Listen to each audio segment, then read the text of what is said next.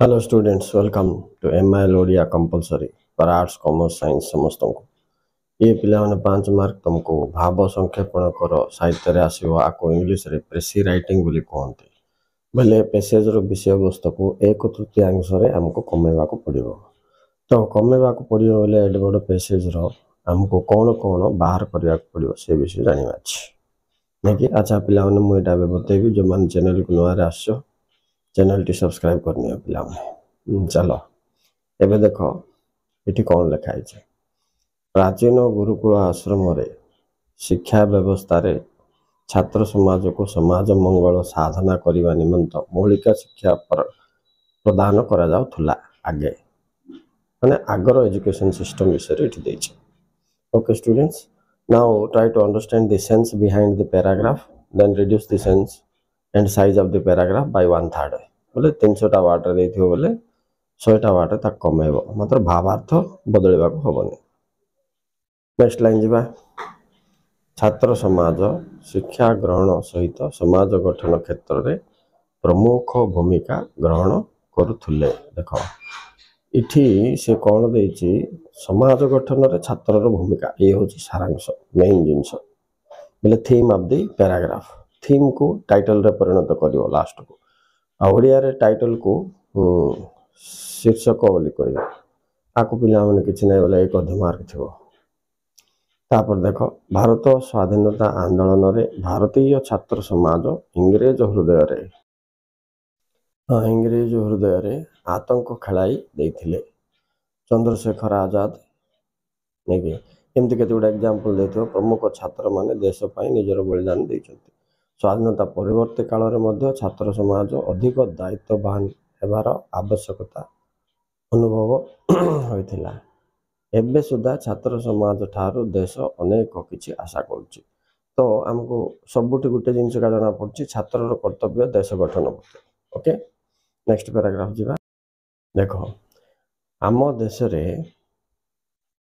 विभिन्न क्षेत्र रे बहु असुविधा देखा मिलुछि जेमति कि एग्जांपल कृषि खाद्य वाणिज्य। Okay problems of the countries विषय से कहिछि। यही कार्य केवल युव समाज और छात्र समाज ही समाहित करिवो। ए प्रॉब्लम को केवल स्टूडेंट का सॉल्व करि पारिवो। अच्छा एथिपाई छात्र समाज को शिक्षित मार्जित कर्तव्यनिष्ठ हेबा को पड़िवो। तेणु छात्र श्रृंखला समयानुवर्तिता ज्ञान विवेक कर्तव्यनिष्ठ निष्ठा हेउछि देशर चाबिकाठी। माने students alert active and improved in all sectors and dutifulness Takar बढ़िले जाइकिरी nation building पाई सिरा हेबो की बोल चाबिकाठी बोल के हम मोटा मोटी भाव रे पैराग्राफ रे हम गुटे कथा का जना पड़छि देश गठन रे छात्र रो भूमिका ये होछि तार टाइटल बा शीर्षक। ओके चलो नेक्स्ट पैराग्राफ।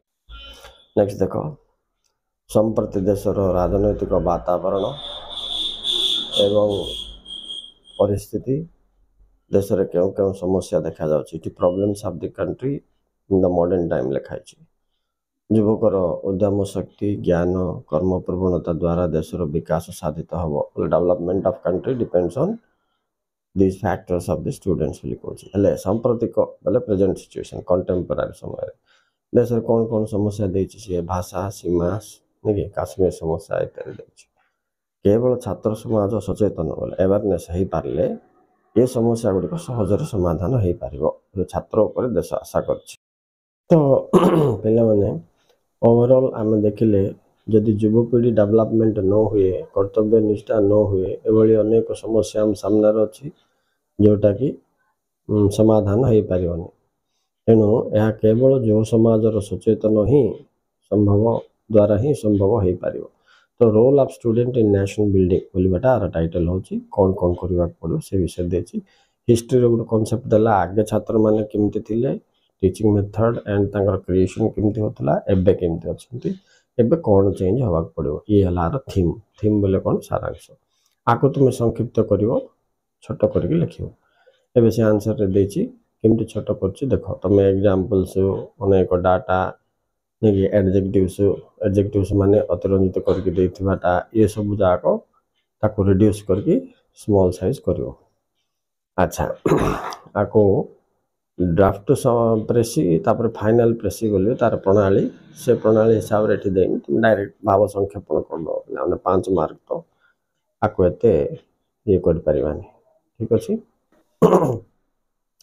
ए देखो पिला ने आर आंसर देछि शीर्षक बोले टाइटल गुटे दबो हला छात्र समाजर कर्तव्य बोध ले role of the student towards nation building लिखले हबो पिला ने नले dutifulness of student towards the society लिखले हबो ये लिखवाटा का लिखवा छोड़ी माने किछ नाही तेन पैराग्राफ हम पढ़ला वाले देखते प्राचीन गुरुकुल आश्रम शिक्षा व्यवस्था वर्तमान शिक्षा व्यवस्था छात्र कर्तव्य स्वाधीनता समय छात्र भूमिका आबे छात्र द्वारा देश कौन आशा कर जिनस को से जड़ित वाक्य गुड़िक हल्ई दे तुम देख से हिसाब से लिख तल को मोट शब्द संख्या बोल लिख ये अवश्य ये देनी किंतु लिखा कथा पिला प्रेसी राइटिंग बोलिए आपको भाव संक्षेपण सब छोट कला विषय वस्तु को लास्ट को वार्ड्स यूज बोल लिख ऊपर टाइटल लिख टाइटल को शीर्षक बोल मन रख तापर देख सांप्रतिक राजनैतिक वातावरण